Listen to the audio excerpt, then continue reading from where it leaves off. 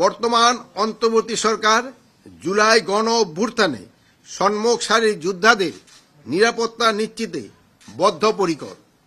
সরকারের পক্ষ থেকে তাদের জন্য বিশেষ নিরাপত্তার ব্যবস্থা গ্রহণ করা হচ্ছে।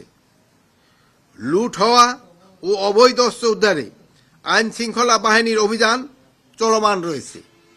এটিকে আরও জোরদার ও বেগবান করার জন্য ফ্যাসিস্ট টেরোরিস্টে দমনের উদ্দেশ্যে কমিটি অপারেশন ডেভিল হান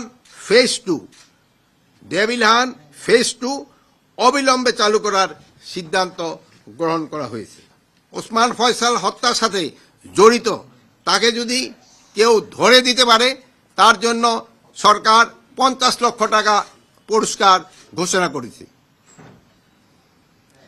তারপরে এই রেগুলার অ্যারেস্ট ফেসিস অ্যারেস্টের সংখ্যা বাড়াতে হবে। ওসমান হাদি